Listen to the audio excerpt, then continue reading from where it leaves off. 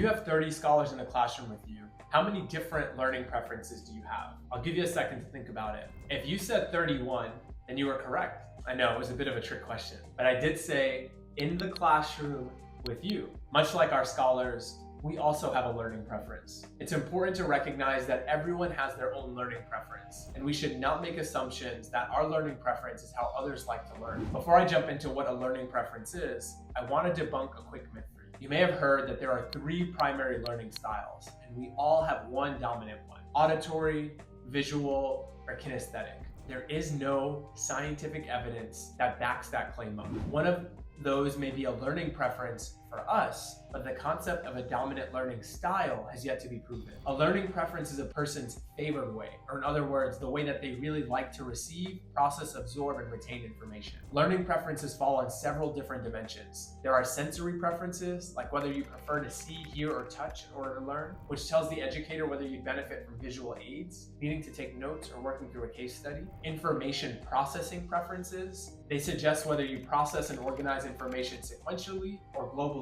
and whether you need breaks to process information. Learning environment preferences, like whether you prefer a quiet space or background noise. And instructional preferences, that suggest whether you prefer to receive instruction through lecture, by reading a textbook, watching a video, or listening to a podcast. None of us fall squarely into any of these preferences. For example, we might both like some noise when we study, but you like background noise and I like music. You might not care how loud, but for me it can't exceed a certain level. Understanding learning preferences helps us better understand one of the most important instructional practices in education: differentiation. Differentiation is a teaching approach that involves tailoring instruction to meet the diverse needs of the scholars in your classroom. It recognizes that scholars have varying backgrounds, readiness levels, interests, and learning profiles, and it seeks to provide multiple pathways for scholars to access content, engage with the material, and demonstrate their understanding. Differentiation is essentially the how of personalized learning. It's about recognizing the unique needs of your scholars and adjusting your teaching approach to help them all reach their full potential. There are 4 main domains of differentiation that we're going to cover: content, process, product,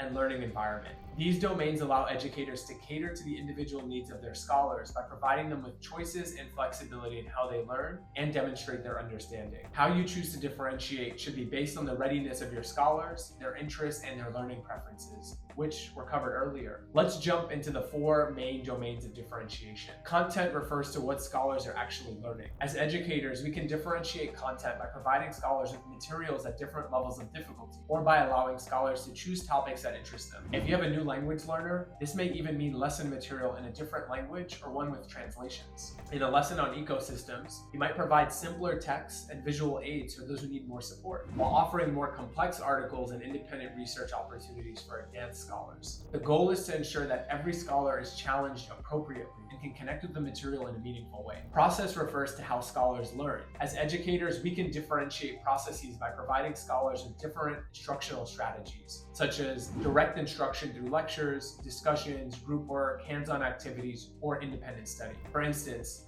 in a math lesson, you might use manipulatives and visual aids to help scholars with visual and kinesthetic learning preferences to understand abstract concepts, while providing written explanations and problem-solving exercises for scholars who prefer a more traditional approach. Product refers to what scholars produce to show what they have learned. Educators can differentiate the products by allowing scholars to choose the format of their final product, such as a written report, traditional essay, creative project, presentation, or performance. For example, after a unit on historical events, scholars might choose to write an essay, create a timeline, produce a video documentary, or design a poster. By providing options, we empower scholars to showcase their learning in ways that highlight their talents and interests. Learning environment refers to the physical and emotional climate of the classroom. As educators, we can differentiate the learning environment by creating a variety of learning spaces, such as quiet areas for independent work and group collaboration areas, changing seating arrangements to reduce distractions, and setting up interactive stations for group activities. In a virtual session, this might include using breakout rooms for small group work, ensuring that all scholars have access to necessary digital tools, picking an online platform that allows scholars to work at their own pace, and creating a visually engaging online environment. Let's bring differentiation to life with a couple of examples.